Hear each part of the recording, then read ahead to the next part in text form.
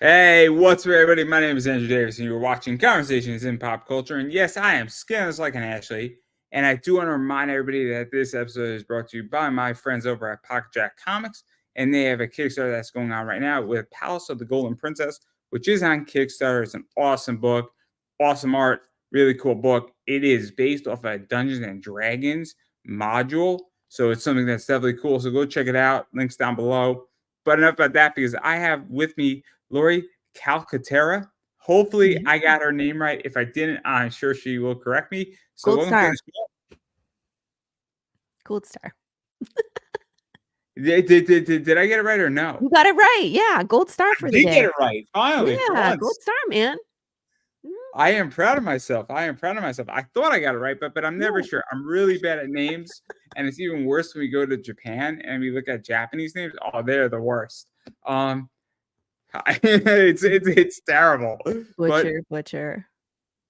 I know when I lose, and I just simply walk away. And I'm like, I know that I lost. I'm just gonna quietly walk away as if I broke something in a store, and somebody sees you and like, I got you. We're just gonna all Just walk away. We're cool. just gonna walk away. Pretend like nothing happened, and it's all right. But know about that, because you got a Kickstarter going on with Path of the Pale Dude, Rider, I and do. yeah, you're on issue 5 of that. So, It's yeah. what's the basic premise of this? So that we Well, kind of catch everybody up on what's going on with this one, because if we're getting gotcha. to the nitty gritty of all the crazy Yeah. death-defying issues, for lack of a Yeah, better we'll word. talk about all the issues. But Path of the Pale Rider is a Western apocalypse series where death has been broken. So your body can die, but your soul doesn't leave your body upon death. You're not a flesh craving zombie, you're yourself. But as your brain rots in your skull, you lose your humanity. You become forgetful or violent or just chaotic. And it's people, animals, insects, fish, nothing dies correctly anymore. And so when we start the series, we're 10 years into that apocalypse. Things have devolved back to the Wild West, and we're following this cowboy through the wasteland as he searches for the answer of why did the dead no longer die. So the first 4 issues, we did a lot of world building. You understand the main character and his motivation. You got to see some of the trauma that he went through. Issue number 5, we're starting like the next part of the story. So like it's a middle part of the movie where the protagonist figures out their path and then everything goes wrong. So in this issue, we catch up in time, we answer some questions, there's a ton of action, and then we burn everything to the ground. It's a wild ride, and it's probably one of the most satisfying and action-packed issues in our 12 issue arc. Um, 5, 6, 7, and 8 are definitely my favorite. My favorite being number 7. So we're getting into the nitty gritty of the story, and we're gonna start moving it forward. And it's a wild ride. I got my mug ready with the tears of my readers when people come for me after this issue because I know they're gonna be talking about it. We're gonna be talking about it. So I'll Yeah, drink your so tea. let's talk about this a little bit, because obviously, I mean, you're now 5 issues in, Mm-hmm. and you're a lot of time in, you're a lot of money into this issue. I I Mm-hmm. I would say, anywhere from 25 to 30K into this issue. Not fully. I mean, money's been recycled, pumped back into it, so it's Mm-hmm. not like you drop 30K, boom, there you go. But it's a lot of money, it's a lot of time. But what is this like even at this point? Because when you get to issue 5, 6, 7, at this point, you've now had a substantial investment into your project, and it's Yeah. now no longer a game, if that makes any sense. And it's now a business, an Yeah. entertainment position. I don't know what we call it exactly, but clearly something changes when you've pumped 20K into something or 30K into something. Yeah. Like, decisions have to be made in a very different way. And so what Um, is that like? Because I Yes don't know if you and thought about it. no. Yes and no. Like I always when I came into this, I treated it as a business from issue 1. I was never treating it like a hobby that it was like okay to lose money. It's always been a situation where I budget carefully. I make sure that we stick within our budget pretty closely and that I work with our artist team, always about what are we working on next and when we have to run our campaigns time wise because when we started, I didn't pay out the normal. I mean, like, because it's like $4,000 to make an issue. Let's be honest. Between the art production is Let's about four dive into grand. that a little bit because Yeah. the thing is that obviously I don't want to break down the story because death is broken and we got a reckless cowboy doing Yes, we some do. reckless things trying to figure out how death is broken and how he can fix it. I don't feel like breaking that down because we've broken that down before, We but have, yeah. it's interesting because obviously when we dive into issues 5 and Mhm, I've spoken to people like Ed Davis. I just had David Whalen on, who's on his 28th issue of The mhm, Offspring last night. There is a shift that occurs where, and obviously, I mean, I look at startup tech, right? There's nothing wrong with losing money in your first or second issue mhm, because if you understand how to get out of debt, and mhm. right now I'm in that cycle where I'm obviously have incurred debt, but I'm getting out of it. And I knew that I was going to incur debt at a time where I could have a 90-day window to get out of debt. And I'm relatively on track to get out of it. And Yeah, so that's what I think is interesting is that understand that you have to almost treat your book like a startup to some degree. yeah, And I think that's where people have problems in Kickstarter is that, and this is my issue where I don't see this discussion happening in indie yeah, comics right now is saying it's okay to lose money on your first, second, or third issue if you understand that you're doing 12 issues and on issues 9, 10, 11, and 12, you're going to make bank. And right. that's where I think the problem is because it's okay to lose money in a business It is initially usually in in the your early first 2 years, yeah, that you're upside down, and then after that, you should be posting a profit, at least under, like, LLC laws. If you aren't posting a profit after 2 years, a lot of times they tell you to switch it from an LLC business to a hobby. No, no, no. It's time to take it behind the barn and shoot it. And we could open up a nice bottle of We're wine. doing full on old yeller of this business. Me and Kevin O'Leary agree on this. Yeah. We both cry. It's okay to be upset. We'll open up a nice bottle of wine over this, but we're going to shoot it behind the barn. I mean, this is how it goes here. 2 years after, it's time to say, look, It we didn't work, tried. yeah. Gotta be It's okay. realistic. I lost money. You lost money. I get it. It's upsetting, but bang, bang, right?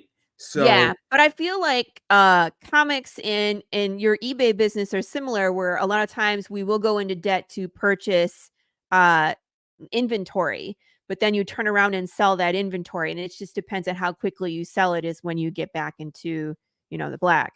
So that I think is similar between our 2 businesses, and so but you have to carefully plan things, and unfortunately, things like printer delays can mess things up. So, but there's a difference between a 3-month mess up and yes. a 2-year mess up. I Yes, mean, there's a big difference in that, yes. Yeah.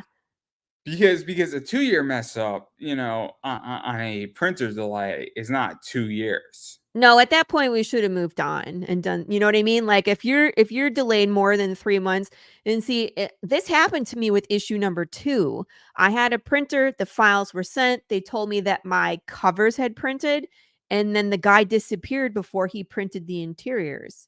And I was like so it was like, "We're not sure where he is, but he's around." He's still on social media, he's just not answering phone, email, or text, and it's like, "What do I do?" Do I Mhm. start a new deal with, like, another printer, and then he comes back next week and he expects payment because he finished printing my stuff? Like, that was a weird Let's actually talk about situation. that Now, because that was just what personally happened to me, and but so but but but after a you're couple bringing up a months, good it's like, point, we're though. moving on. We're not waiting for this guy, You're right? you're bringing up a really good point, though, because a lot of stuff that I deal with, both personally and professionally, is based on trust. Mhm. So, obviously, when I deal on eBay, there is payment processing and there is commitments. But if somebody goes buys something from me on eBay and they don't pay for it, it's based on trust until they actually pay for it. And even when they pay for it, it is based on complete trust that I'm going to ship out the item. Now, Right. I tend to ship out a lot of my items when I get them, but a lot of my items are also on pre-sale. So somebody might have Mhm. to trust me for 30, 40, 50 days. And, I tend to deliver cards, but I do my best here, and people sometimes can't have that idea of trust. And I feel Mhm. Kickstarter in general is very much based on trust. Very much so, yeah. And this is the issue I have, and we were speaking about this beforehand, and I think this is a really good point, is that I have lost trust in the platform Mm. to a degree because there's been plenty of people that I've backed and they have been late by 18 months, 2 years. There's somebody Crazy. right now, I have no problem saying his name, but I don't want to get you in trouble. Yeah, no, But I don't know who he is. I mean, I don't know if you know who he is. So that's why I'm not saying names here because I don't want to potentially cause you any damage. But he was supposed to do a graphic novel and now he's doing it floppies, but he's never launched the relaunch of the floppies of Mm. his book and guarantee, that everybody who backed is a legacy backer. I don't think it's hard to figure out who it is, but I'm not going to say the name. But my point is that it is very based on trust. Yes. Yep. And this is my problem is that I feel trust has been violated. So if I go back your project, Mhm. I understand that technically I could file a chargeback on my Mhm. credit card, but at the same time, I'm also trying to trust you to do the right thing. And this is where I think Kickstarter's gotten messed up. And I Mm. think this is a problem, and I think it's actually damaging Kickstarter. And it's not just Kickstarter, it's Indiegogo, it's Fund My Comic, it's Zoop, it's the whole crowdfunding platform. Is consumer protection hasn't been put in place. And I can see that especially with Kickstarter because they make you check that box that says this is a pledge. You are not guaranteed anything.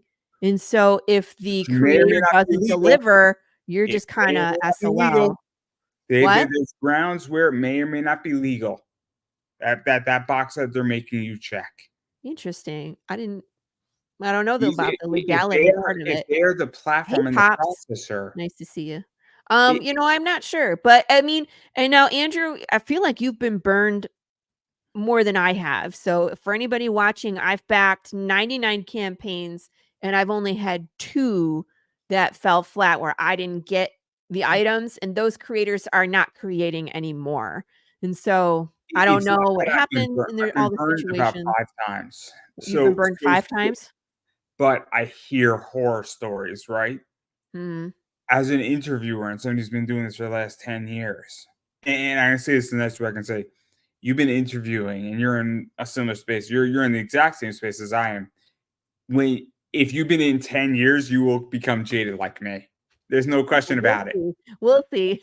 I mean, but when you hear horror story after horror story after horror story, and you don't Mm. just hear it in crowdfunding, but you hear it in professional positions, and you hear it in wrestling, and you hear it in cosplay, and you hear it in voice acting, you So, start to mm. recognize patterns.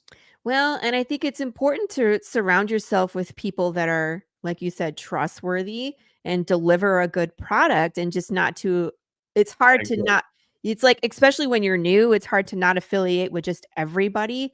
Um Yeah, you know what I mean? Where it's like you don't know the difference. I think you actually taught me this. The very first time I was on your show, you were like, "I do my research about the creator. I look on their social media, I see what they're talking about and who Try. they're affiliated with before I push that button." And I was like, "I never even thought about that." Right? And even still, I'll be honest, there's plenty of people that I've interviewed and I've done my homework, and they didn't turn out to be what they were. Hmm. And I limit what I can do, but there's plenty of people who also hide things.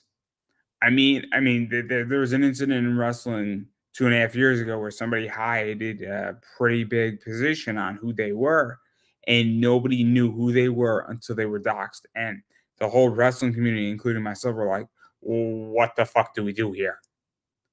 And Yeah. so even I get hurt on that, even after I do my research. So clearly, there are people that I look into, people I respond to, people I interact with. It is even if you do your homework, you're still going to get burned. There are people who I've trusted that have screwed me. Hmm. So, but I've also heard horror stories about people, and I'm like, how did this even happen? So, like, I'm very, very jaded at this point. And So I understand that maybe I'm not the prime example of this, and maybe you have more closer touch to it. But like, I understand where I'm at, and I become what is quote on disenfranchised.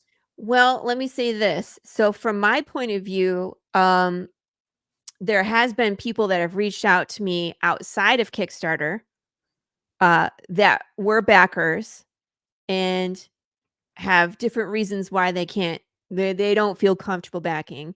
Not so much the being disenfranchised, but the whole thing that happened with Stripe censoring was a concern, and so there's a lot of us that lost backers because of that situation.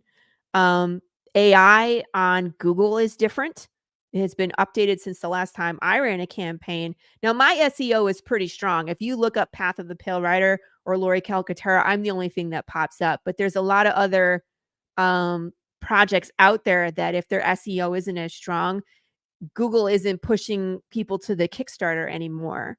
And the third thing I heard, which I haven't been able to find anything about, is that there's a new comic czar over at Kickstarter, and that he's doing things differently. But I went to research that and I can't find anything on it. So if anybody knows anything about that, I'm interested, because what I'm seeing on my own campaign is that I usually get the people organically find us and come along for the project.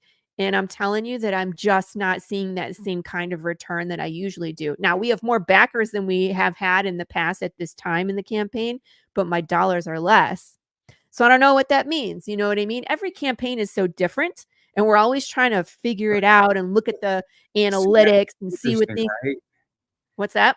See, that's interesting, right? Because obviously, if every campaign that you run is different and you have Well, more backers, but then you have less money, yeah. I mean, that's what's tricky about this, right? That Mhm. doesn't mean that somebody liked a particular artist, that artist in your campaign anymore. Did somebody Right. like a particular cover that you did, and maybe you have the same artist, but you're trying a different art style? Does that mean that somebody said, "Hey, you know what is? I didn't like a stretch goal, and so I didn't want to push you over the edge."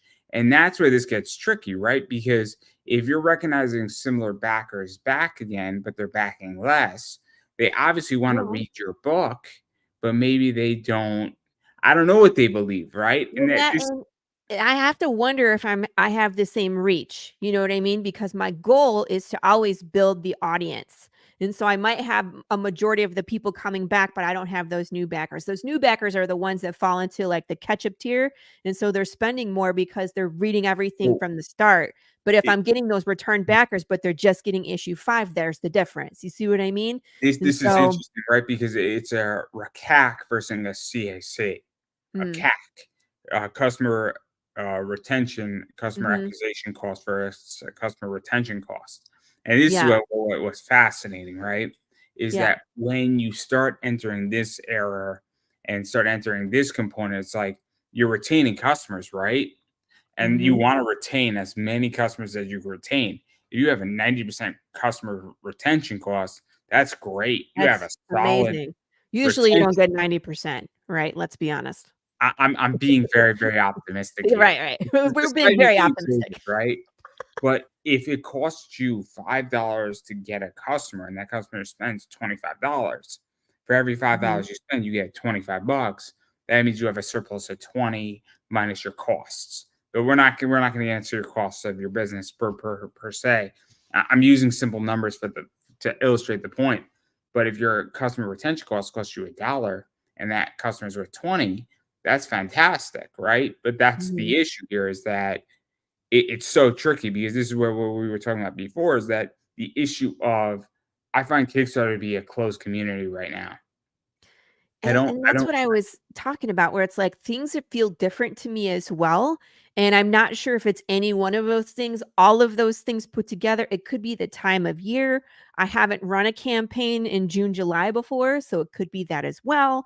There's just so many things to factor in. And the only way to really know is to run more campaigns and gather information. You know what I mean? That's the only true way to know. Did you also feel that it's also issue 5? Because at a certain point when you're in the middle of a campaign, I mean, Hmm. I've had this discussion with my friends, and me and my friends are talking about One Piece. I'm like, "I'm doing the great One Piece read along, guys. Would you like to join me?" On the manga level, like, "Dude, I'm gonna pass now." I'm like, "Dude, Shonen Jump's manga app is $3, and we could talk about this, we'll each read 20 chapters a week, and we'll talk about it on a separate podcast. And my friend's like, dude, I'm not interested in doing that with you. That seems like hell. And because One Piece is now like 1,200 chapters, and I Mhm. don't feel like committing. And this could be that too, where something is so massive. And I'm not saying 5 issues is massive, but people could also feel that, hey, like this is 5 issues now, and this is going to be now a commitment where I have to go get 4 issues plus issue 5. And this is Yes what I and find. no. Once people know what we're about, like if you're into this genre that I write, people are usually in. And I try to make things cost effective. Like if the price is the problem, then we have the digital tiers where you can still get the whole story for $20 as opposed to 60. You know what I mean? So there's options there. Um, but I can see what you mean. Like finding a story at issue 1 and finding a story at issue 12 is a big difference in story commitment, getting into the story. I think 5 isn't too bad, but I think yeah, like when we get to 12, that could be a turnoff to somebody that like, "Oh, I'm just finding it now. It seems super cool, but gosh, that's a lot to catch up on." So it could be that. I know Carissa's really far. So I think she worries about that too, but you never know. I think people, if they wanna get in, they'll get in. They'll find a way. Yeah, see, I don't know because there gets a point where I'm like, this is way too far deep in for me. And there's also things where it's like, I love having 5 seasons of a show. I'm in all the way, right? Because I have a lot of Mhm. content, right? But So like yeah, I there's live that both too, where people are like, "Now I wanna start because I don't have to wait 6 months between issue 1, 2, 3, and 4. I can just read." And we have that trade paperback where you can just get it in one book, and it's great to binge read it instead of it's having to wait. But again, now we're still waiting for like 5, 6, 7, 8, 9, 10, 11, it's also 12. the issue So where you're 5 issues in, you're now fully committed too, right?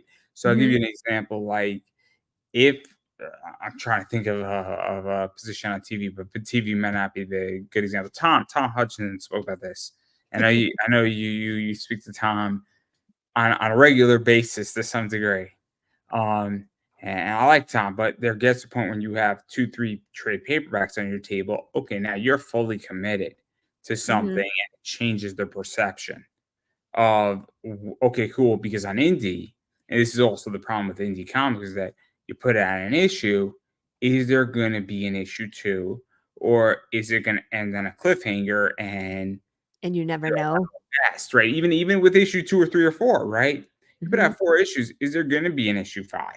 And this right. is a good question. I mean, it's a fair question. I feel where I don't know if you're going to push it out. Like I know DC Comics is going to push out another Batman.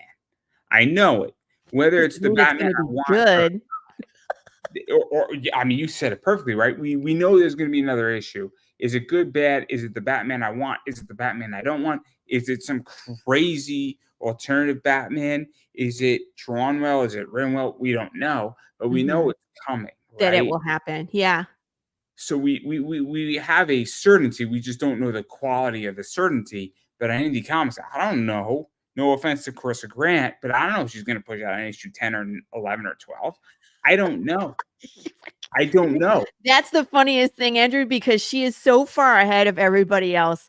Pick But anybody else except for but Carissa. I know what no, you're no, trying to no, no, say, no, but but I Carissa make this just breaks all the damn rules, so no, no, no, but I make this argument because God forbid she could say, I had a bad day. Fuck this thing, right?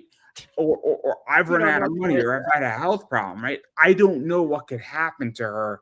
There's Yeah. no corporation behind her, and there's no team behind her except her. And I'm not picking on her, but on indie comics, this is very crucial, right? I don't know if you're going to push out an issue 6. I don't know. I genuinely, I know you want to. There's a difference between a want and you're going to do it. And this is the trick about indie comics. Until somebody has a business and they've done $20,000 on Kickstarter, they are no longer going to push out an issue What do you mean they're no longer going to push out an issue? because they could want to, but once you cross a $20,000 level, you're going to have a team behind you. So I feel up to about 10 to 20,000. There's a want, and I want to continue to do this. Then there's a team behind you, and you're going to push it out. Once you get Mhm. to a certain economic level, the issue becomes that you have infrastructure in that's going to continue to push it out. You don't That think you can have that infrastructure at, like, let's say, my level between 5 and 10? I don't. I don't. I think it's a want. I don't. I genuinely think that you want to push it out because you want to get to that infrastructure. I do not foresee, and it's not a knock at you.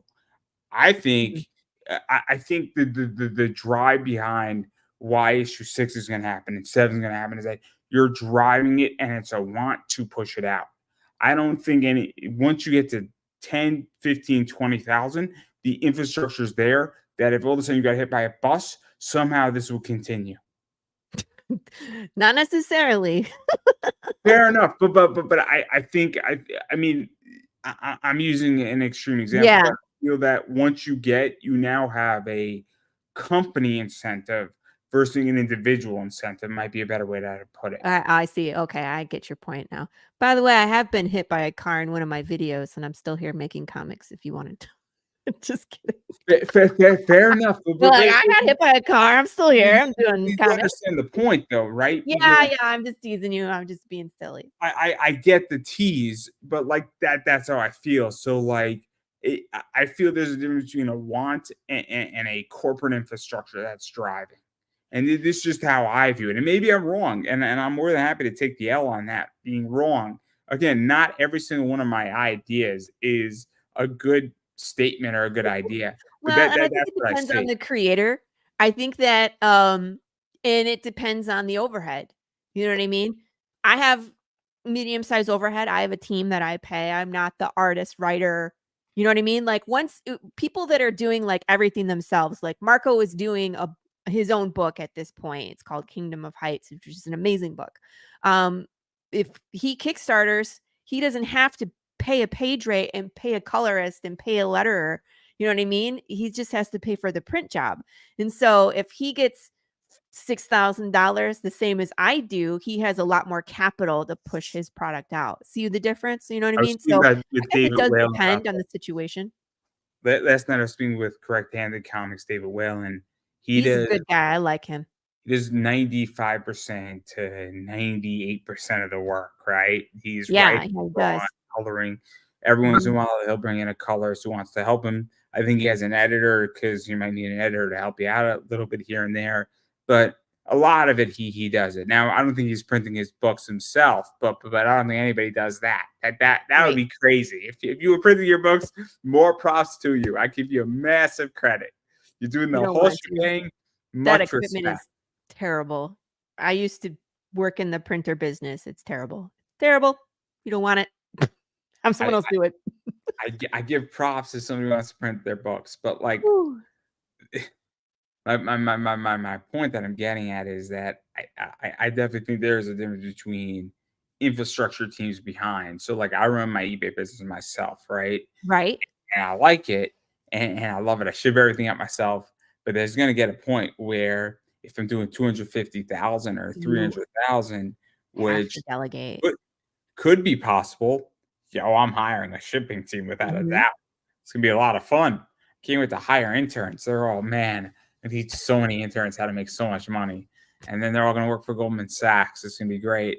Um, they're all gonna be like, man, I remember my Remember when I used to guy work with for this Andrew? whole little eBay business. Ah, Oh man, he taught me fun about so much times. about cryptocurrencies. And boy, I'm not running Goldman Sachs cryptocurrency division. I should probably buy him a drink, you know? Yeah. St. Andrew a coffee, I do. That's how it goes. Which I'm no longer using. So that's not Oh, good. lame. They use Stripe and I'm it's terrible. I decided that I'm Cash App all the way. Yeah,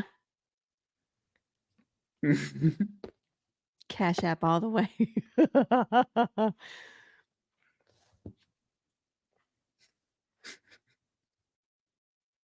I got nothing else.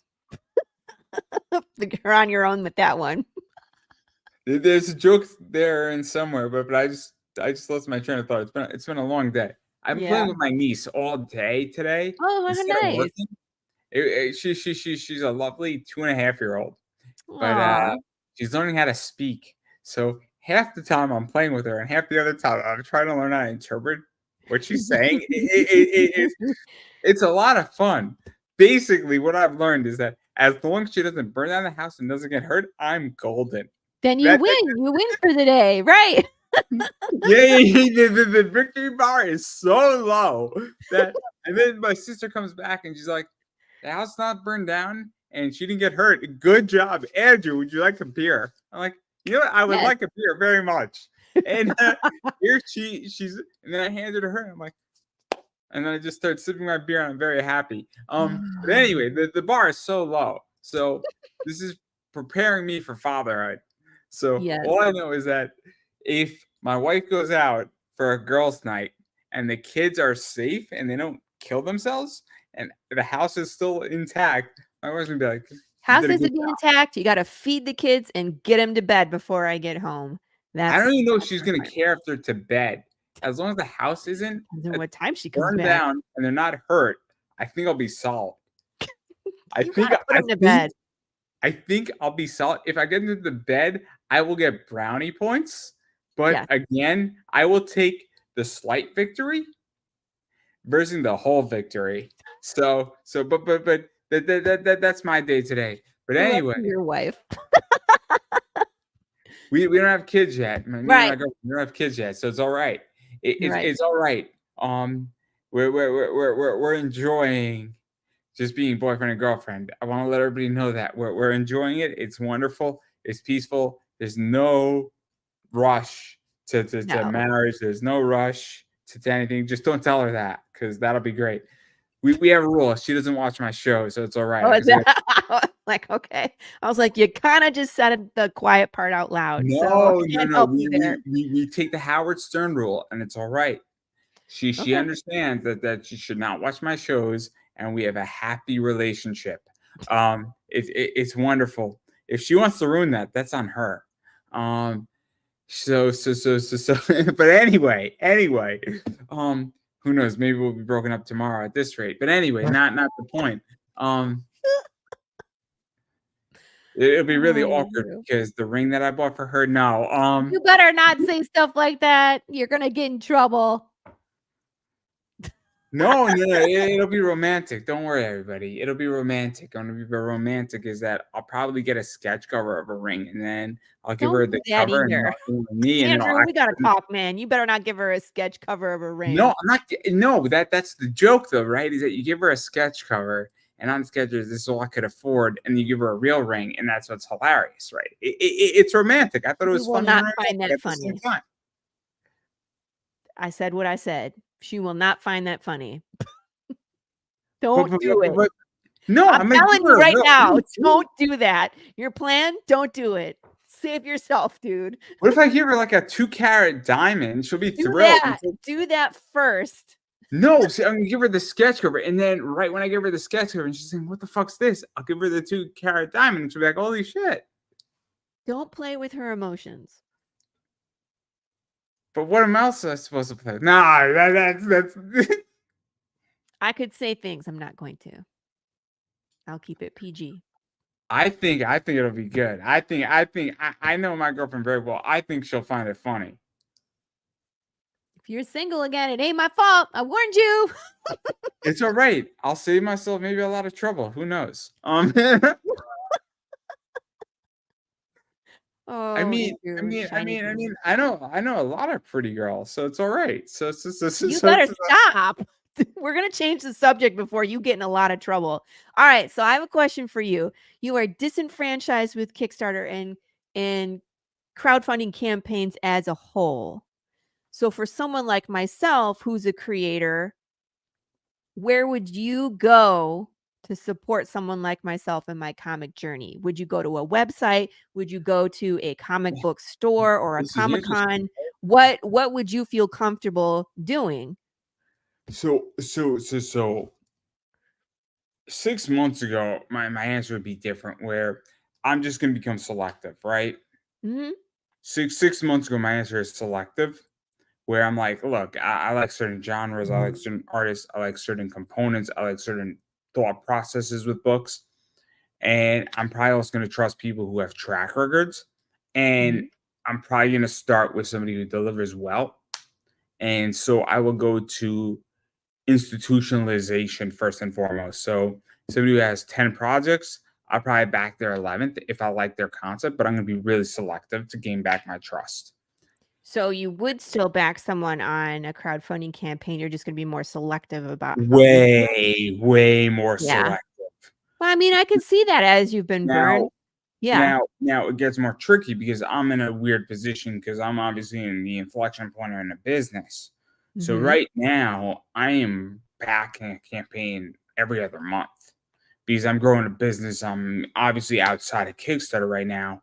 I'm outside of comics in my business. So to get me back into that, I don't know how we necessarily get me back into that.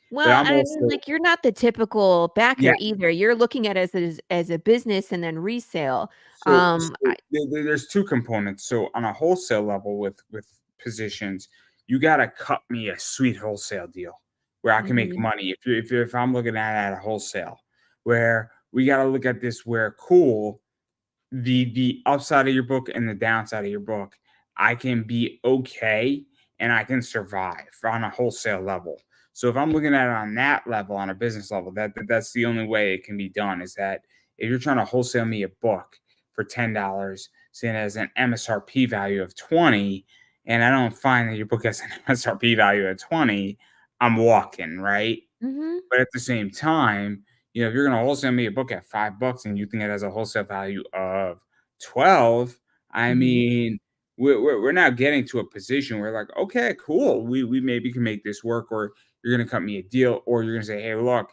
I'm gonna cut you 20 stretch goals here because I know you gotta move products. So we gotta figure that out on a wholesale level. But if I'm just backing as a regular consumer, I'm like, Mhm. I gotta love your book, right? Mhm. And I gotta trust that your stretch goals are going to matter, your delivery rate's going to matter, your project, your theory on your book. So like, I kind of like shoot 'em up action books, right? Mhm. Like if somebody was to produce me a John Wick type book, I'd probably be in as a consumer. I may not be in as a retailer, but Right. cool, 20 bucks for this book. Let's shoot them up and let's have a John Wick fun book for a while for 3 issues, right? Like Gun Honey is a good example of this. I love Gun Honey because it's just shooting them up. I get cover A and I love reading Gun Honey. I think Gun Honey is great because it's just shooting them up, right? I don't have to think about Gun Honey, right? So like if Mhm. Gun Honey was on Kickstarter, I'd be a backer and I pay 30 bucks for that book, hands down on a limited cover, like a foil cover of Gun Honey, easy, easy. But like that's just it, right? As a consumer. So, but again, I back Gun Honey, but I might not back 10 others because I Right. became disenfranchised. It's also It's the team behind it. And So see, I think this is the double-edged sword that goes along with indie comics is that we as a new creator need to crowdfund in order to produce these books, but yet we don't have the track record necessarily. Like I haven't done 20 campaigns yet. This is my sixth campaign. I think that's pretty good for me because I've always, well exceeded and always fulfilled. But for someone like Andrew looking at me, it's like you're small potatoes.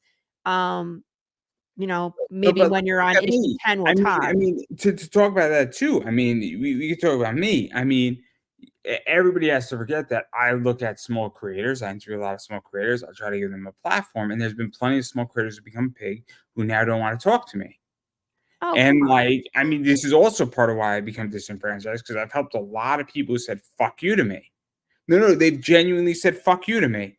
It'd be by not responding to my emails, not giving me an answer, and saying I don't do interviews anymore, and then they go on 10 other shows that are not mine. So I'm not coming out anymore from a position, and this is very personal because that's a fuck you to me. That's Mhm, a fuck you to me for me sticking my neck out for you for a lot of people who don't anymore find value in a show that is growing. And this is how I feel. And so I haven't become disenfranchised just alone from Kickstarter and being burned. I become Mhm. disenfranchised, and I'm very honest about this, where from a lot of interactions with professionals in comics. I would say about 25% of the people that I've helped won't have a conversation with me anymore, despite them becoming bigger. And then they're on other shows and they say basically "fuck you" to me. I don't do shows anymore, and yet you're on 10 other shows legitly on Facebook that you're promoting. The day after you tell me I'm not interested in being on your show. So how else am I supposed to view that? Mm. And this is my response saying, "You do you. It's going to catch up to you. I I'm don't going to know stick about my that. neck Yeah. out continuously, and this is where we're going to go." I still go down to the bottom and I go to the top, and I treat everybody the same way. And the Mhm. fact that you don't treat me the same way is a problem. And you have now disenfranchised a person who actually gives a fuck about comics. And I think I'm the voice of reason. And I'll Mm. say that all day. I genuinely think that I am the customer at this point, and that's just how I feel. And I think, and I noticed that the Undertaker said it best: the toes you step on are the asses you're gonna kiss on the way back down. Mm. Because I'm here for life, everybody, and that's just reality. So we could deal with me today, and you could treat me well today, or in 15 years from now, you and me are gonna have a conversation, and Hmm. it's gonna be a very different conversation because I'm growing.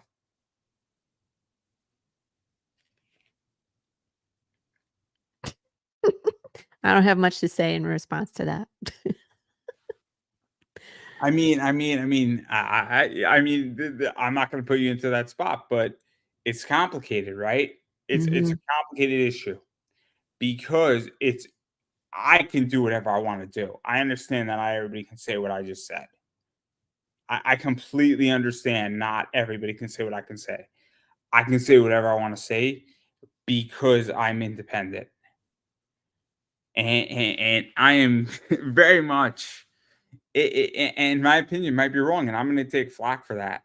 And I have no problem taking it all, everybody.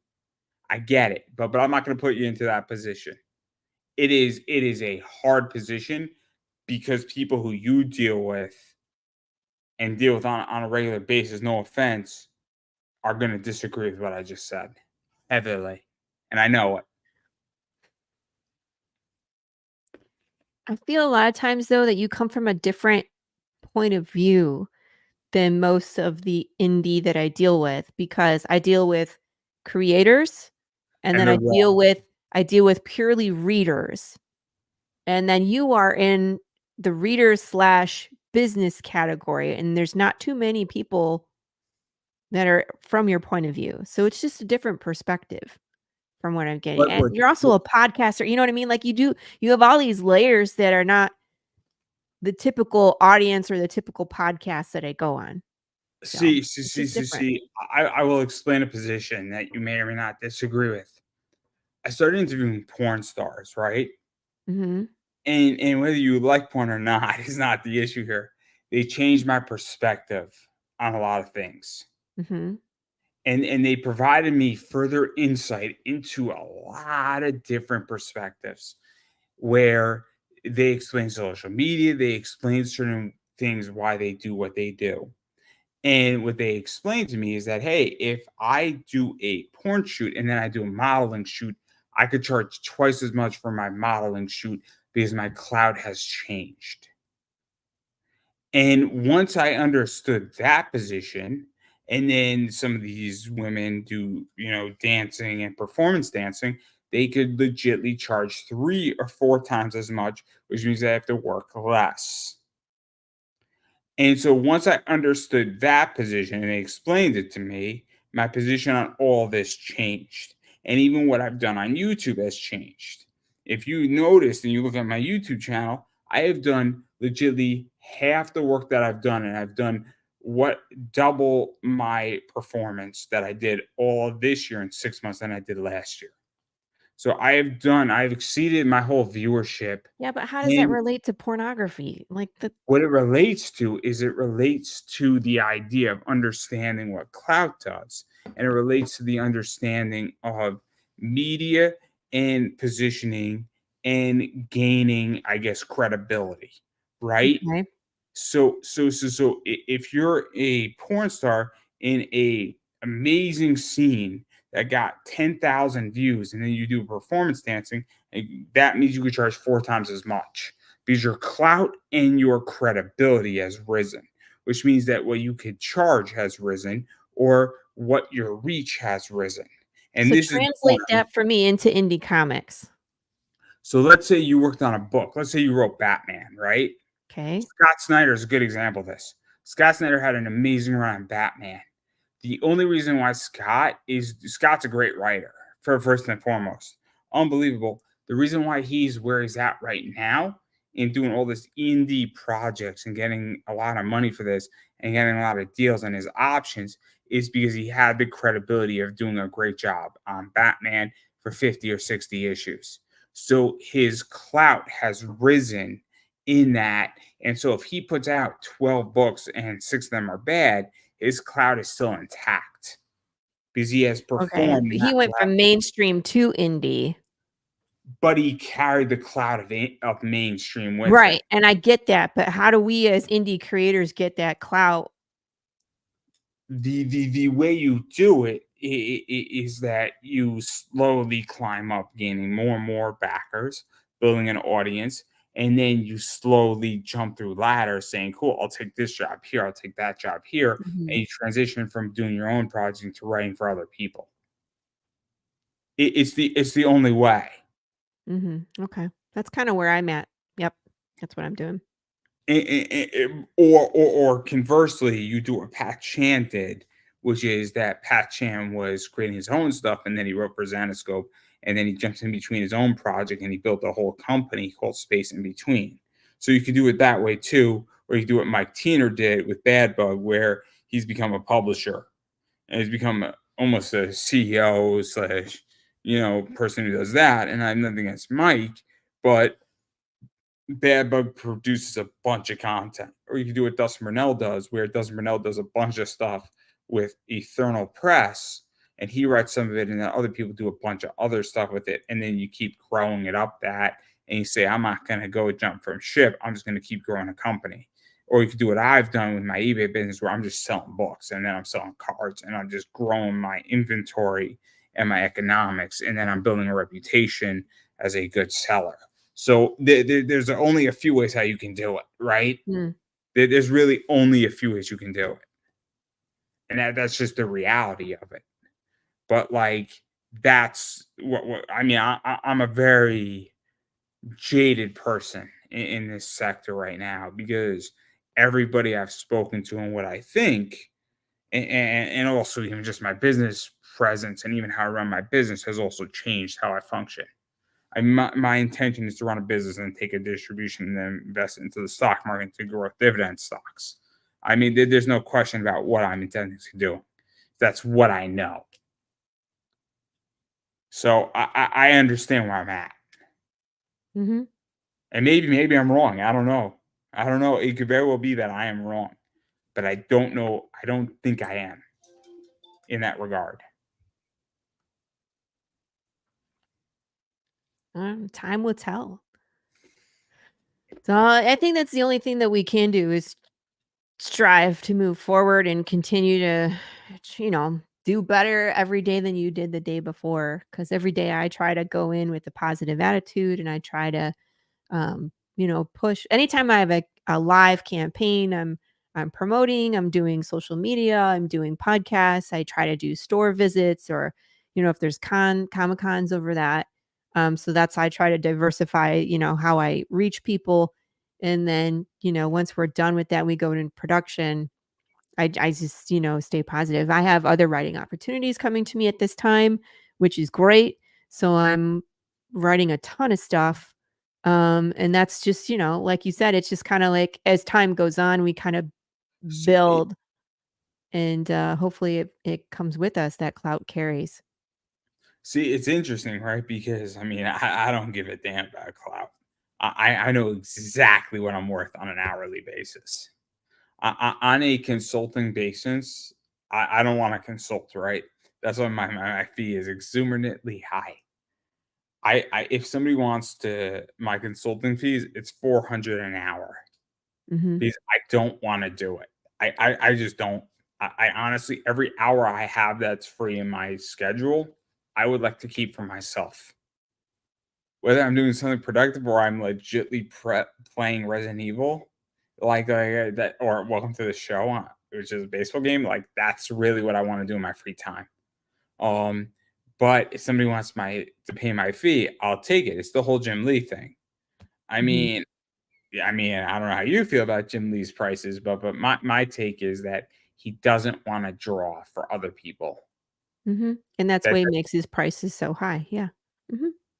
that's my thought on it. People disagree. Me and Tyler Carpenter have had a discussion on Twitter about this, and I don't think Tyler's right. Tyler says it's a value of time. I don't think it's a value of time. $25K for a wraparound sketch cover is not a value of time. That means he doesn't want to fucking do the job. That's what it really means. But if somebody writes him a check, hey, buddy, here's $25K. Then Just like, it's okay. I I'll got do you, it. Yeah. bro. I got you. It's all good, man. We can do this. You want Batman punching Iron Man? Done for you, man. $25,000. He puts a smile on his face. It's great. Right. You just bought him a trip to the Bahamas. Bought him a villa in the Bahamas. But anyway. Right. I was like, well, I mean, it depends on where you're staying and how much you're spending. But yeah. Have you seen the You've got him a Bahamas lately? vacation. They're kind of a piece of shit. There's like 3 or 4 No, nice places in the Bahamas, but I've never been. you could buy an island in the Bahamas for like $25K. Well, then that answers that question. You just bought this man an island or a yacht. Like I feel like yachts are more than $25,000 though. 4 sketch covers later, Jesse's like, I'm drawing on my yacht here. It is great. He's like, I just need to do 4. I just need 4 is the down payment and then some on my yacht. And then and boy, am I Wait, enjoying is that my the one with yacht the right helipad now. on it? That's the one I want. What'd you say? It said I want the yacht with the helipad on it. I might need to do 5 sketch covers. He's probably like, I need to do 7 now to get the helicopter to land on this. See? See, maybe we should Buy all the have island. The island is cheap. Buying the yacht is expensive. See, maybe we should all copy Jim Lee here and understand what he's doing. What he's basically saying is that I just want a yacht, guys. Like, just get me a yacht, and I'll do as many covers as you want. You know, I got you covered, bro. It's all good. But anyway, I do want to talk about something else Jim Lee's yacht. because now that a bunch of people who are still watching us, which is shocking to me. But anyway, I appreciate all of you watching me and everything, and feel free to comment if you think I'm wrong. I'm more than happy to have this discussion any day of the week. I'm not that hard to find. All my social media is down below. I engage. I love discussion. I love engagement. If you think I'm wrong, feel free to call me out on it. But I do want to talk about Zoop as well as other curated platforms because Kickstarter is not a curated platform. Anybody can put anything on Kickstarter as long as it's not limit. You cannot put weapons. Yes. And now there's limits on AI. And then the whole controversy happened with Stripe where there was I have a theory on that too. About Stripe? On what happened with that. My viewpoint on that, because I've witnessed a bunch of interviews about this, is that I think the guy got caught, right? I think it was an appeasement. I do not think it's a policy. I think it's an appeasement, right? Because I've noticed 15 other projects that technically violated their position, and I think somebody was being appeased in that position. I just think the guy got ramrodded and screwed. It was a sacrificial limb.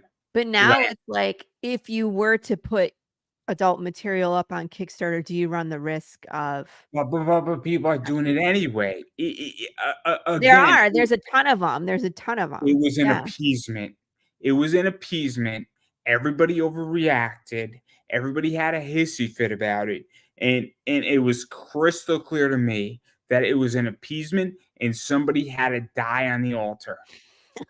That's all it was. That's legitly what it was. You think that Stripe really gives a flying fuck about that? That was to appease the United States government and a senator or a House representative who was introducing a bill in Congress. I mean, genuinely, that's what this was about. Hmm. Anybody who had a rational mind would have said, dude, this is not a policy. This is just somebody in a position trying to either advance their career or appeasing a senator. Say, oh, golly, Joey, nice to fight us. And then we're all going to go back to the norm for the Can next you 5 do the years. rest of the interview in that voice? I would prefer not to because it's kind of hard. But like that's what it was. That's exactly what it was. I mean, anybody who has a rational mind understood that. I So it understood it says 2 seconds in. I got it. Stripe's policy. The restriction applies to any business that offers or sells pornography and other sexually explicit materials, including literature, imagery, and other media depicting nudity or explicitly sexual acts. Sites offering any sexually related services such as prostitution, funny. escorts, pay-per-view, adult live chat. Theoretically, I violate their But policy. there's so many things on Kickstarter right now, if not suitable for work. I guarantee you that so many companies violate their policy that generate them millions of dollars. They just decided to pick somebody. One of them just got axed. One of them just had to die. And But that you was you what it also was. cannot have weapons on Kickstarter. That is a Kickstarter thing, where if you have a reward that is even looks like it could be real, they will cancel your project. Again, I mean, theoretically, a comic book is a weapon. Anything could be a weapon. They mean Genuinely. one of my friends had a character, it was a doll, and there was a 3D printed weapon that went with him, and it was his, it's a character. Obviously, it's small, it's a doll's weapon, and they wouldn't let it go on. They wouldn't My let it go friend on. Rob Matari, who does Nightwolf, as Yes, a plushie. yes. I love it. I love it. I don't have one. I should buy one for my niece. She'll love me for it. My sister will love me even more for it, but that's not the point here. What I'm getting at is that could be a weapon. So who are we kidding here, right? Yeah. Anything could be a weapon at any point. Yeah, So but they're how picky. far do we interpret this is the real question. And then my position about Stripe is that, again, they're not serious about this because do they really want to lose hundreds of millions of dollars? Still lose I it don't in a know. second if they were to follow their policy to the T. It's bullshit. I don't It's know. That was bullshit. just a really what do I want to say? They People picked really an were easy upset about target. it. People They were picked really an upset easy about it, target, right? and everybody in Kickstarter reacted to it, rightfully so, because it's your business, right? Mhm. I just got a logistic threat in my eBay business, and I responded to it in an appropriate way. Somebody said, I'm going to report you for wire fraud and mail fraud. You don't think I didn't take that seriously? Of course I did. Meanwhile, it was a $30 card, so I was a little surprised. I was expecting it was shocking to me because I was expecting I'm at least worth $50 on a media fraud, media mail fraud, or wire fraud. At least $50, but $30. I mean, I was a little surprised, but not the point here. Wow. $30 is a little cheap for me. I mean, I'm a little shocked, Mhm. But anyway, not the point. I think everybody reacted and overreacted with that threat. But I get it. I get it completely. So Because Zoop, on the other hand, is curated. that's fine. I like curation. But we were talking about some of the things, and I haven't run a Zoop, so I don't have firsthand experience, but I have talked with creators who have run a Zoop. Like John Westhoff is running a Zoop tonight. It ends at That guy, I midnight. hate him. He's too much of a drummer, He's got to go. Stop. He doesn't follow the beat anymore. I'm What are sorry. you talking about? No, John I Westhoff just is mean, great I love people. John. John I Westhoff love is John. great people, everybody. I'm sticking up for John John's Westhoff. He's great. great. I wouldn't be attacking John for no good reason. I was like, Andrew, you watch your mouth. I thought you knew the joke, right? I get you. He's like, he doesn't follow the beat of a drum. He is a drummer. But I've a guest that was recently on my show promoting his Zoop, right? It was not live yet. And this was a situation where he had to continually promote it and look for people to sign up for notification for launch just so they would launch his campaign. He didn't know when they would launch it. He didn't know how many people were signed up. He had to email them to find out. So it wasn't easy like Kickstarter where you could say, okay, I have, 75 people on my pre-launch right now. I'm going to wait till 100. He had no clue. And he didn't know what number was needed in order for them to launch. I could not do that personally. No. I mean, look, I don't know, Zoop. I get curation, right? I think it to some degree it's important, right? I don't have I a think problem it with curation. is. I know Fund My Comic is curated as well, where they'll look at the campaign, and once you get an approval, it's based off of what's there. Kickstarter, I feel like you can get approved and then they can come back and they can cancel it, which we've seen happen. Because either it's an AI program that's approving it. I mean, They also let you, and I mean, like I've done this too, where I've gotten like maybe like 75% of the campaign together and then I ask him to approve it so that way it gets into pre-launch status and I can continue to build. You know what I mean? So I might they be give putting me stuff on shit there that on breaks mine. the rules and they don't know. They give me shit on mine, in which my Kickstarter was a disaster. I was trying to do some shit, and then I saw 15 other people doing the same thing I was doing. I'm like, what the fuck? But again, it just so happens that also I don't know if Kickstarter's an AI position. I don't I think know. they do. I think they do because um I had a campaign that I had requested and it got declined and I when I pushed back and I was like, "Why is it declined?" And they were like, "This, that, and the other." And I was like, "It was an auto decline because they immediately released it." See what I mean? Because if any human had looked at it, they would have been like approved. But there must have been something that triggered like an auto decline. I don't know. I don't know. In which that I'm not running a Kickstarter ever fucking again. I mean that was just a horrible There's experience. also a lot less people on Zoop. Like if you go right now, I let's go count because I'm gonna go look. On Zoop, how many campaigns are live? The good It's thing also is interesting because I just had a bad experience on Kickstarter, but I didn't have a bad experience from Kickstarter. I had a bad experience from people I just understanding think my theory. crowdfunding in general is just It's a mess. yeah, isn't it? Sometimes. It's weird because this goes back to my jaded position. Not to go back into this, but like I mean, I've supported a lot of people and they can't support me back, One, and so two, three, four, it five, gets six, to a point seven, eight. where what would you say? There's 8 live campaigns. That's it. But Zoop's also interesting because Zoop didn't they just go through a seed round of raising money? They did what? They went through a seed round of raising money for Zoop. I don't know. I Yeah, didn't hear they anything did, about they that. did, they did. I was looking at it, I'm like, "What the hell?" Like, I don't know how the hell you're profitable as a company. Yeah, Why would I wanna buy shares in Zoop? 9. They have 12 projects that are coming and okay, now this makes more sense to me, Andrew. They are launching things so that way they're not competing like, they're not all live at the same time. It's curated to a point where you're not like, let's say Drumsticks of Doom is not competing against another one that's about music. See what I'm saying? They're paying attention to what's live. That makes sense to a degree, but, like, Yeah. if you're running a crowdfunding platform, I mean, I have WNBA cards, right? I have comic books on my eBay channel, right? I wanna have a storefront that hits everybody, right?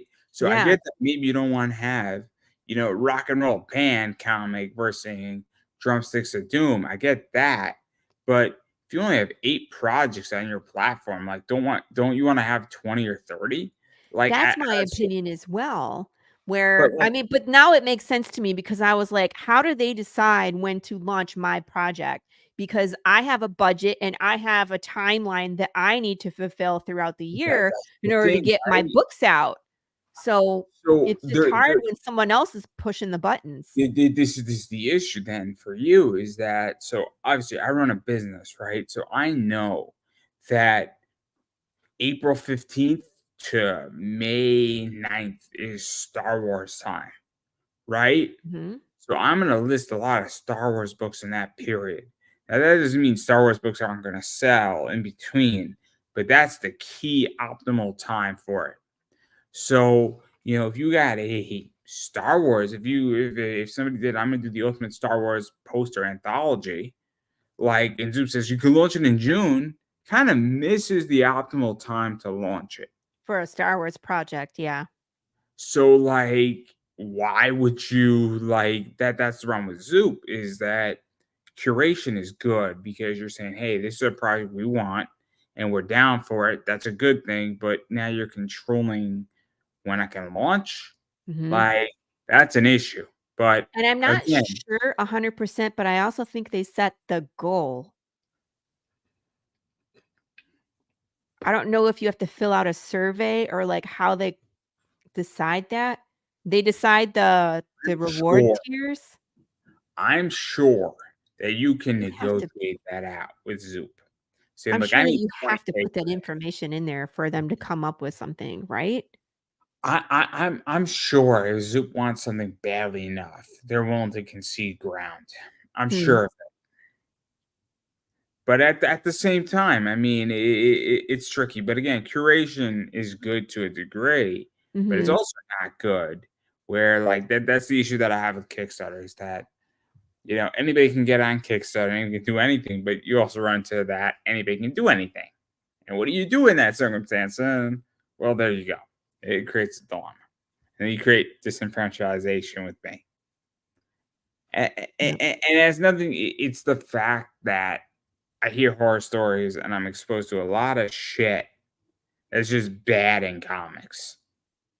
And that at this point, I mean, I calculate that you're 12 months late, you're 18 months late, you're 2 years late. And, I just hear horror stories about people being unhappy with Mhm. projects. And I see it, and I see it all the time. And so I don't have a problem with Zoop. I like the fact that Zoop wants to cure it. I never backed. Actually, that's not true. I did back a Zoop project. I was satisfied with that Zoop project that I backed. I got what I wanted. I got it in a reasonable time. I thought it was good, but it was also the team that did it, and I knew who was doing it. It was David Boer and Drew Zucker, who do Kanto. Okay. So I felt comfortable enough, but I'm not backing many projects in comics right now. Yeah, I'm Googling how many active campaigns there are right now, because people always are like, "Oh, there's 200 something, active campaigns right now." I'm like, "Where do you find that?" Uh, because I'm But on look, Kickstarter and they're telling me, like, categories, launched projects for the year. Ah, but this is all categories, let me see. this is Le the thing, huh. right? So there's 250 comic book projects that are live right now compared to 8 on Zoop. I don't know how it makes money. This is why we Well, gotta raise funds. but it's a double-edged sword because 8 to me is not enough, but 250, now I'm competing against 249 other projects. You know what I mean? So it's a good thing and a bad thing. But you're I not might get competing those against them. You're competing backers. way more. You're competing way more. Right, but I'm competing against way more here on Kickstarter than I am, You if you I was you on Zoop. But you're competing against 257.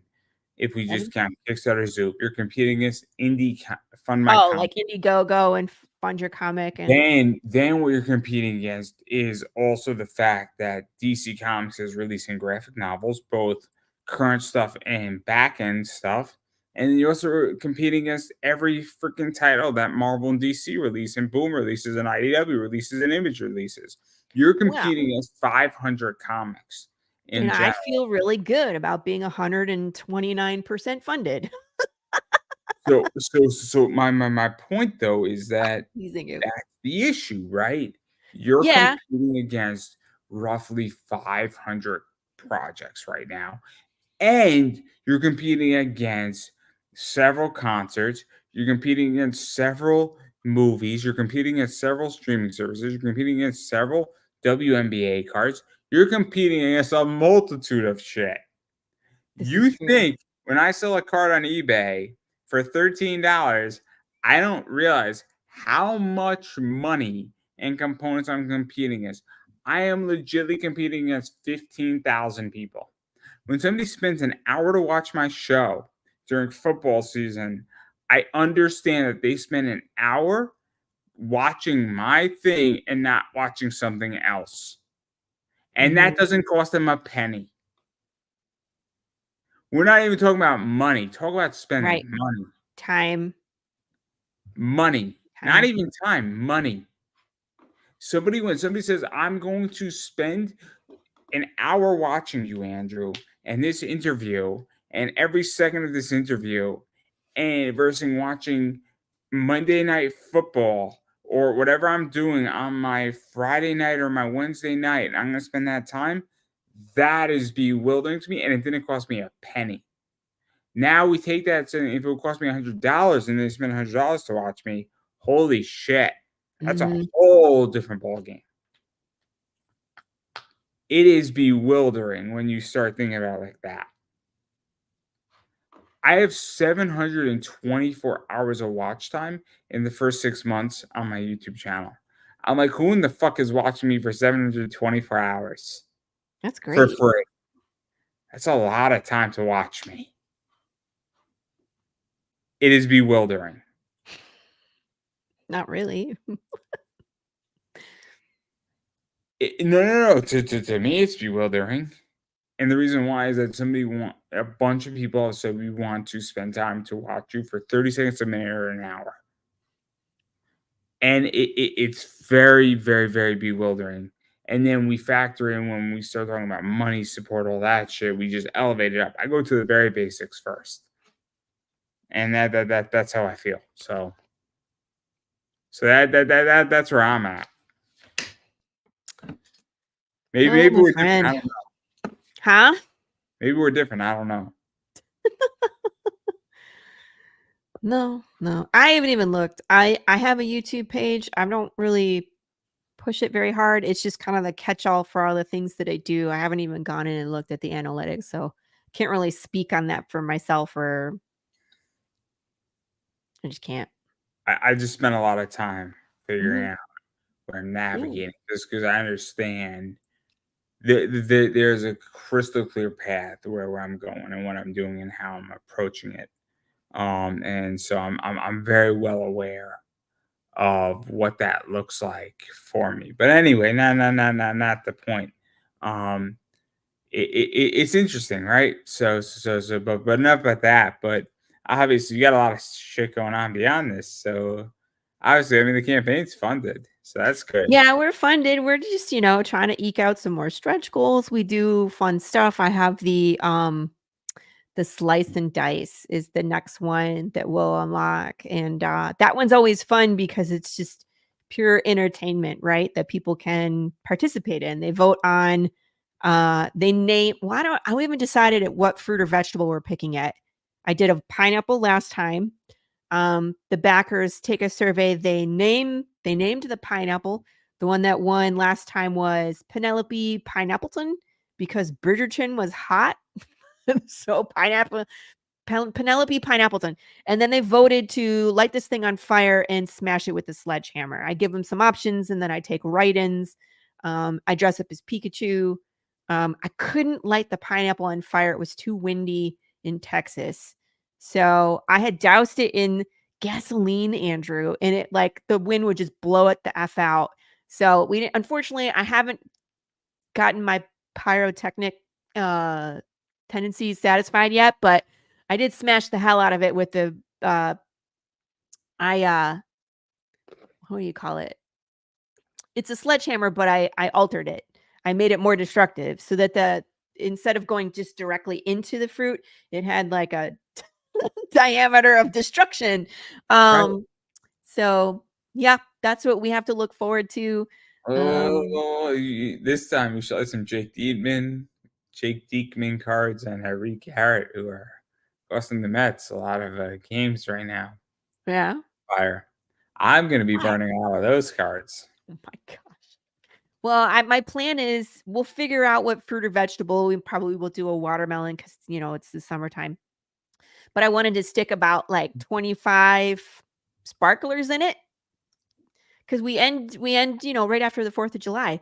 So if we unlock that, I'll do it pretty quick where I'll stick a bunch of sparklers, light it so it'll be sparkling away before we either slice it or smash it or whatever. What you should do is cut the watermelon, drain half it, and then put some fireworks in it and just shoot those fireworks out of the You watermelon. know what's crazy?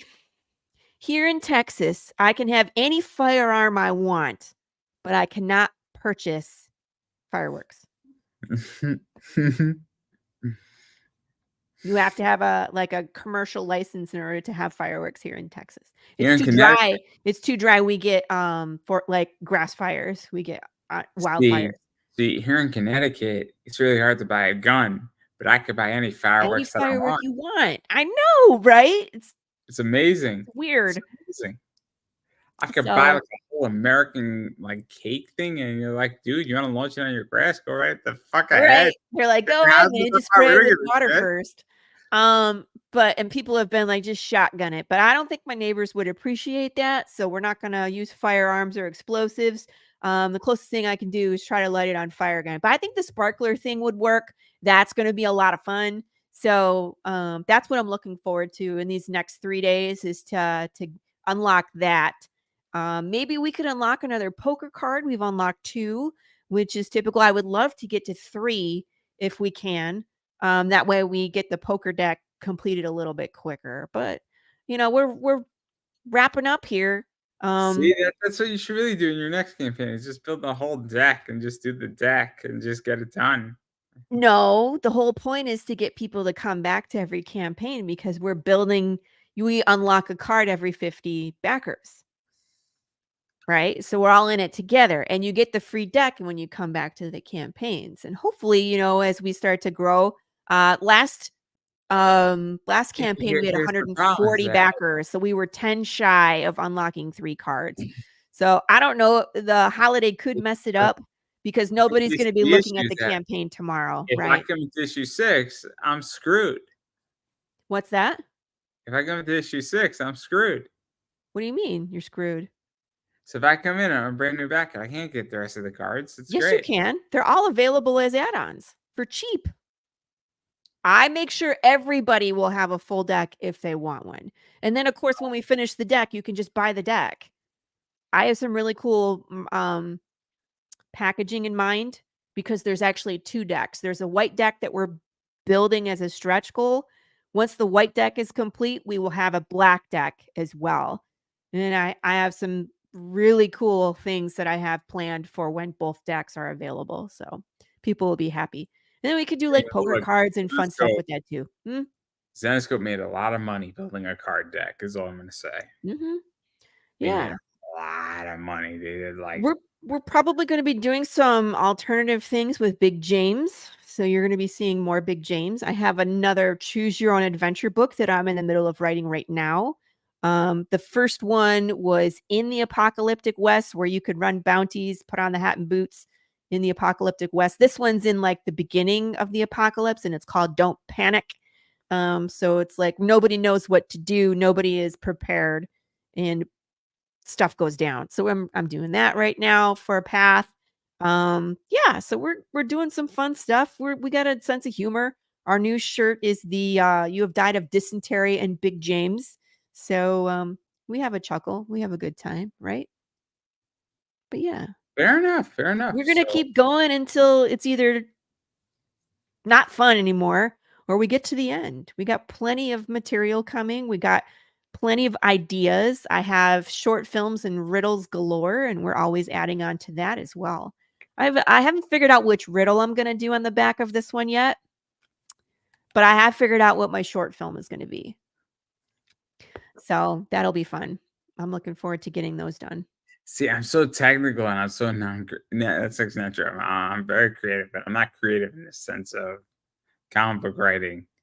I'm creative in business. My favorite word is royalty and dividend. I just love getting my money back. That's all I can say. But I digress. But yeah, no. I have no desire to make a comic. I'd rather buy books and sell them because it's so much easier. There's so much money to be made. To each their own. I just want people to read my story. Do it for free and then just have ad revenue. There you go. I wish I could do it for free. Unfortunately, I have to pay all these people. I'm not drawing it myself, so it's not free to me. So that's why we crowdfund, is because the crowdfunding pays for the book Again, to be created. I've asked this, and I haven't asked this question yet, but I'll ask it, right? See, this is where I think this gets complicated, right? I run an eBay business with the intention to make a profit, right? Uh-huh. And this is where it gets complicated in comics, is that, are you in it for the glory? Or are you in it to make a book that makes money? And that's what's tricky, is that I don't know, and this is my issue with comics right now, is that I speak to people and I speak to a lot of people interviewing, and I don't know why they're in it, right? Mm-hmm. There's nothing wrong with saying I just want to make a book and I want readers. And I just want people to hear my story. There's nothing wrong with that. The question is that, are you really then understanding the profession you're in? So if you want readers, you should take 10K or 20K and just say, fuck it, here's 20K. And I'm going to tell my 5 issue story. And if I make money, great. That's fantastic. Or are you trying to run a business? And that's where I think this gets Well, all it's convoluted. okay. So I'm not purely in it to make money. I am in it to make money so I can continue to make books. So, I so, so want it to then, then, be then it goes I want further it into to be the idea. self-sustaining, and I want it to grow, and in order for it to grow, I have to make more money. So I'm not So, naive in the so sense that I'm not then treating it like a business, I'll but put the it a readers different way, is the right? important part, especially in the beginning, to get people to come in and be I have a invested in the friend. story so we can continue. I have a friend. He runs quote unquote a business. His whole objective is saying, I want to grow my collection debt free. So he'll Mhm, buy 2 or 3 of the books. The two pay for the three. So he mhm, gets this book for free. And under Biden's policy, if it's going to continue to the hobby, it is a tax, I guess, exclusion, right? So he doesn't pay any taxes on it. His whole business on eBay is to buy 2 books, sell the two. So he buys them $75 and he sells it for 120. It pays for the three, right? He pays no taxes on it. He's not making any money, but he's not paying any money for mhm, his collection, right? So mhm, my objective is to sell 3 books. I buy two and sell both books and make $30. So both of our theories are correct in what we're trying to mhm. achieve. Right. So if you just want to hear people saying, hey, look, I just want to tell my story and I need to make money so I continue the hobby, that's a very different business. But I feel people are just disingenuous about this whole position.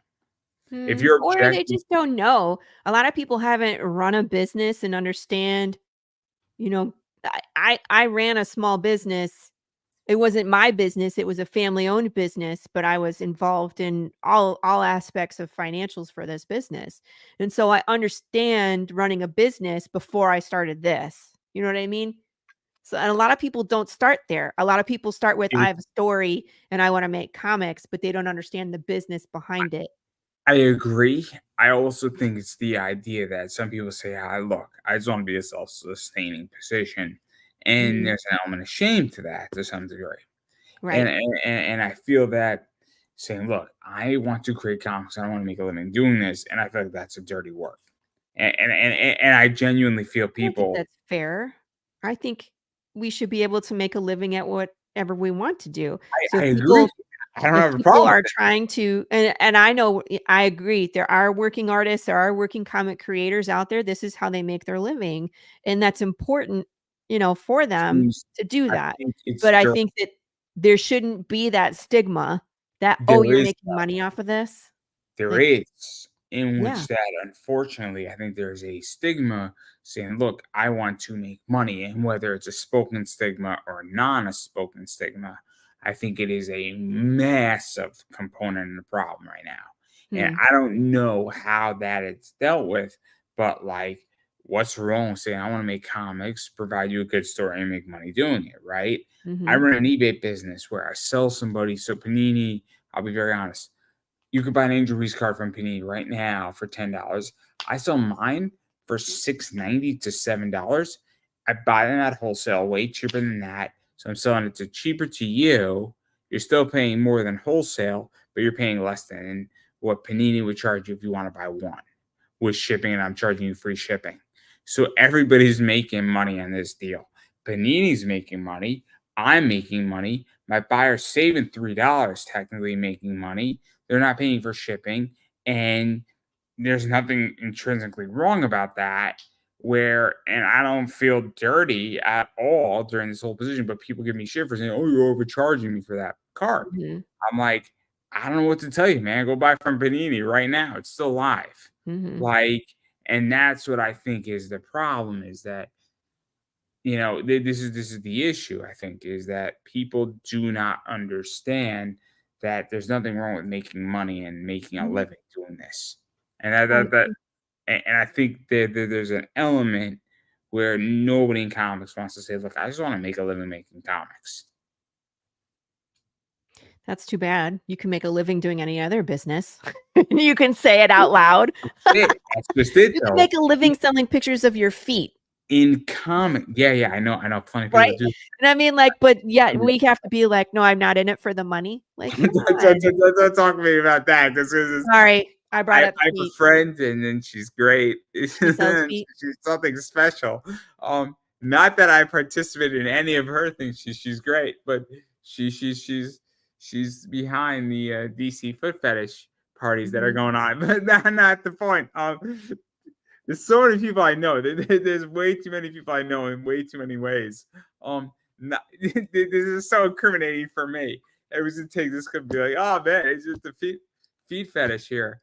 No, I am not. I want to make that crystal clear. But It's anyway, okay. I get where you're going with this. But like, that's the thing, is that I think just people say, oh, you want to make money selling comics, you want to be a full-time comic artist. It's a stigma that's a real problem. I don't know why. I don't think it should be. I don't think so either. I don't have a problem with it. But Yeah. for whatever reason, I don't know why that stigma exists, but I see it. And I think you see it too, right? Yeah. Of course I see it. Yeah, and a lot of people are like, "What are you gonna do with the extra money once you're funded?" And I'm like, "Well, it goes back into the project." You're gonna go buy yourself a But six-pack. I'm in the position where I'm not the breadwinner in our family. You know what I mean? Like, I don't have to take a salary from it so I can feed my kids. I'm in a different position. So that money that I'm making off of it goes right back into the project so that way we can be faster or turn out a better product, because that's what this is about for me, is making this. That's what the business is for. Once we start making, more, then yeah, I will definitely take a salary from it. There's no question about what I do in my business, where the profits I make in my business is first dollar in, first dollar out, dollar gets recycled, profits pay down debt. And that's what we're doing right now. And in September, I'm going to be debt free in my trajectory, which means that distributions are going to start coming out into the stock market, which will begin to good growth dividend stocks, which will make me more money. So absolutely, there is no question about it that my girlfriend, who will become my fiance, who will become my wife, once she's fully introduced into what I do, she'll be like, oh my God, I get it. I get it completely, that this is our future, this is our retirement, and this is our freedom. There is no question about that there's an objective with my money. This is not fun money. This is, we're going to be really, really rich, and our kids are going to go to college debt free. And then this is our house mortgage payment. This is our retirement payment. This is no longer. So this is not our breadwinning money. This is our future money. It's a very complicated position, but I get your point, where when you're in a luxury position where you are not the breadwinner, or this is quote unquote extra money that could reinvest into a business, Yep. that's a very different position. Not everybody Yeah. has that position. Yep. I'm really lucky to be in this position. Yep. 100%. You So, but that's married well. You married well. whatever. Let's leave it at that. I did. I love my husband. He takes It's a care of our joke. Yeah, family. sorry. But It was I an mean, easy on the flip shot. side, I take care of our family too. Like, my other job I is get to it. cook, clean, take You're a care of the mother. kids. It's okay. You Yes. don't need to. So I have that balancing act of my time is super important. I'm not offended in any way, shape, or form. Don't worry about it. But my time is super important because my main priority is not this comic. It is my family, my kids. And in fact, I got about 5 more minutes before I have to go take care of the kiddos and put them to bed because it's getting late. Well, But I have to go speak to somebody else in about 10 minutes, so that's oh, perfect there you go. time. But So it's anyway, I do want to perfect. give you a chance to promote yourself. We spoke nothing about your book for the most part, but that's okay. That's okay. I mean, Um, sometimes we just gotta vent about things and talk through it, and I mean, yeah, people know if people have watched your show, I've been on it before, they know. And again, Path of the Pale Rider runs for what, 3 more days. The best thing you can do is to go to www.pale-rider.com and go check out the campaign. It explains everything ad nauseum. You can see all the cool stuff we have, the jigsaw puzzles, the hot sauce, the t-shirts, the wooden covers. Like, we just have outside of the box rewards on top of the good comic, the amazing variant covers. There's a lot of stuff. There's a lot of stuff that we do. We write riddles. We have fan interactive experiences so you can be a part of the world. You can touch it like it's real. So yeah, so we always do interesting, cool things. And I think if you come check us out, that you'll find something that you like. Go check it out. Fair enough. And then beyond I mean, I have the link in the description down below. So anybody wants to check it out, they can go check it out. And then going further into this, obviously, where can people find you on social media? Because that's very important. Yeah, I'm all over the place. I'm on Facebook, Instagram, TikTok, Threads, YouTube. The YouTube channel is Laurie Calcaterra 360. The best place for you to go to participate in like some of the shenanigans that we do, like the slice and dice, is the Facebook group Path of the Pale Rider. But yeah, if you look up Laurie Calcaterra, Path of the Pale Rider, I pop up all over the place. So I'm not shy. You can reach out to me. If you have questions for me, absolutely let me know. If there's something that you want in the campaign that I haven't put on there, let me know. I can make you custom tiers. I can put other things on there. I've done it. Every campaign that we do, I add stuff for people when they ask. So I listen. And then everywhere I'm at is obviously down below. I am Pop Anime Comics. I'm what is known as formerly Twitter, now known as X at Pop Anime Comics. I am on the Instagram at Pop Anime Comics. I am on Facebook, Pop Anime Comics. I am on TikTok at Pop Anime Comics, even though I don't promote that much, but I got some fun stuff out there. So if you're looking for some fun micro content, I got you covered there. I am on YouTube at Pop Anime Comics. I am on the eBay, which is always a good time right there, which is right here. Look for comics and collectibles. Come shop with us on eBay. You can find my store at Pop Anime Comics Collectibles. I promise you, I have some really cool stuff on eBay. Like this cover is on eBay. I bought all Boobs. 15 of these. I also Sorry. bought all 15 of these. Boobs. Beautifully holofoiled out. I also bought cards like these. Apparently, my customers are unhappy with me because they can't see it, which I'm very upset about. I can't see it Yeah. either, so I don't know if anybody else can see it. Please advise if you can. But I've also Oh, wait. Is that the collectible John Cena card? Now it makes it's a sense. yes, yes, it's very good. Nobody can see us. It's crystal clear. Apparently, there's some woman in England who had tea with him, and she couldn't see him either. It was very weird because they were having Mm. a conversation, but she couldn't see him, and then she turned out to be blind, and it was a very Ah, awkward situation.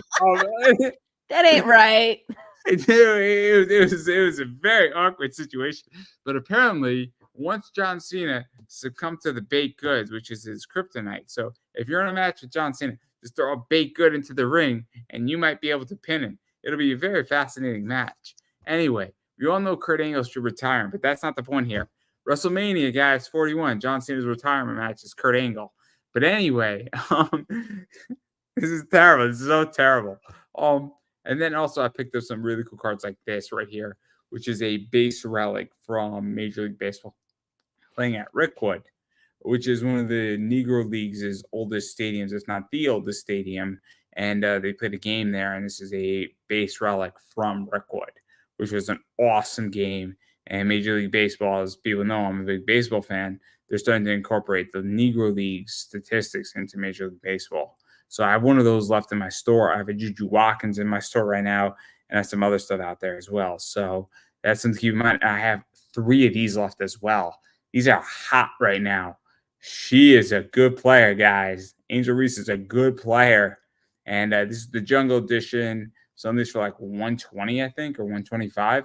There's 25 of these, and I got a lot more WNBA cards. So if you're looking for some cool stuff, I got you covered, everybody. And you know it's going to come into my store. So there you go on that point. But come shop with me on eBay. I promise you, if I don't have what you're looking for on a collectible level, I probably have a good idea of who has it, and I will hook you up with it, and hopefully you can work out a deal with that person. So, but if I have it, please buy from me. So there we go. But anyway, that's everything I got, and I'm gonna give you the final word. Just remember, in the apocalypse, swords don't run out of bullets. That is all. I don't think I could have ended any better than that already, and that is a wrap.